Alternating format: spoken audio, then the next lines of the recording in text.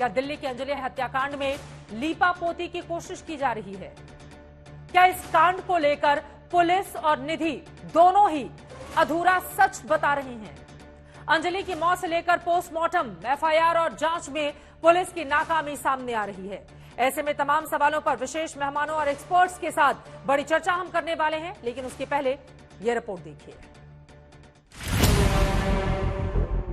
5 दिन गुजर गए, अंजलि का इंसाफ बाकी है। मौत के 36 घंटे बाद कराए गए पोस्टमार्टम की रिपोर्ट आ गई। इस रिपोर्ट में लिखा है कि अंजलि की बॉडी 1 जनवरी की सुबह 4:40 पर मिली थी और उसे 7 बजे सुबह मृत घोषित किया गया था।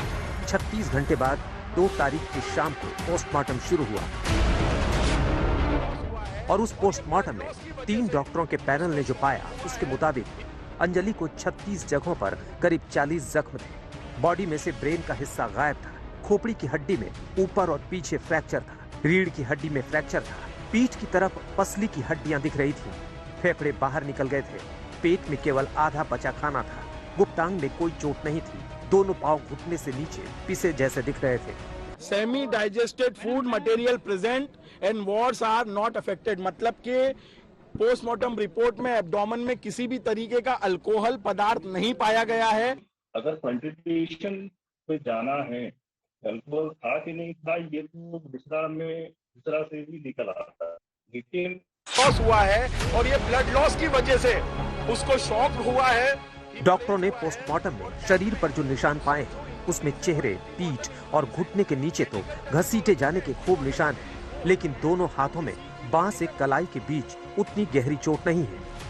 ये जो भी दोषी हैं इनको फांसी की सजा होनी चाहिए और ये जो लड़की अंजलि की दोस्त बताती है अपने आप को, इसकी भी जांच होनी चाहिए। प्लीज विक्टिम को ब्लेम करना बंद कीजिए और अंजलि का कैरेक्टर असैसिनेशन करना पूरी तरीके से बंद कीजिए। और उस लड़की निधि के मीडिया में दिए गए बयानों के बीच एक और सीसीटीवी फुटेज सामने आया है, जिसमें कथित हादसे के ठीक बाद निधि अपने घर के सामने दिखती है। ये करीब 2:15 से 2:30 बजे के बीच का वक्त बताया जा रहा है। तब निधि का पड़ोसी लड़का निशांत भी कैमरे में दिखता है। मैंने देखा 2:30 बजे आई थी वो, पहले उन्होंने अपना गेट खटखटाया, मम्मी को आवाज मारी तो उसके मम्मी ने गेट खोला गेट। वो घबराई हुई लग रही थी, उसको कोई शरीर पे चोट के निशान थे? हाथ चोट यहाँ पर लगी हुई थी साइड में, ठीक है, और हाथ पर फ्रैक्चर हो जाता है, मोड़ बड़ा जाता है और पैर पर बस। 31 दिसंबर की रात के ऐसे सीसीटीवी फुटेज भी मिले हैं जिसमें निधि और अंजलि रात 2:24 तक एक साथ स्कूटी पर घूमती नजर आई और तकरीबन उसी वक्त आरोपी की कार भी दिखी थी। ऐसे में 2:30 बजे निधि कैसे अपने घर पहुंची थी, इन सवालों में शायद पुलिस भी उलझी हुई है,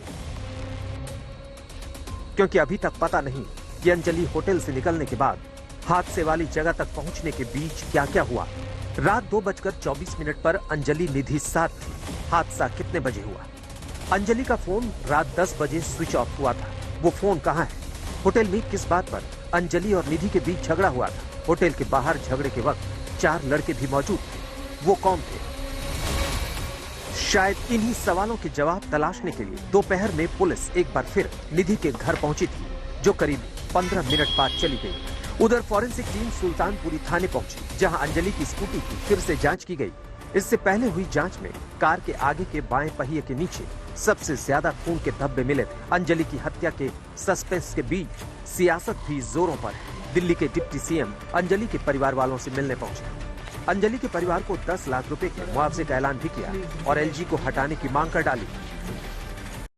ये बहुत चिंताजनक है, क्योंकि ये अनफॉर्चुनेट है कि इस समय भारतीय जनता पार्टी पूरी तरह से केवल और केवल अपनी सारी शक्तियों को, विपक्ष को खत्म करने पे लगा रही है, जबकि इन शक्तियों का इस्तेमाल पुलिस को कंट्रोल करने में होना चाहिए, लॉ एंड ऑर्डर कंट्रोल करने में होना चाहिए। बीजेपी और उनके एलजी, गृह मंत्री जी और उनके एलजी को इस बात की चिंता ही नहीं है कि उनका काम पुलिस के कंडक्ट को देखना भी है, लॉ एंड ऑर्डर को देखना भी है।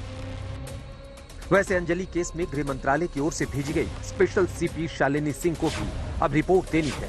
माना जा रहा है कि इस मामले में लापरवाही बरतने वाले पुलिस वालों पर कार्रवाई हो सकती है। श्रेया चटर्जी और हिमांशु मिश्रा के साथ अरविंद ओझा, दिल्ली आज तक।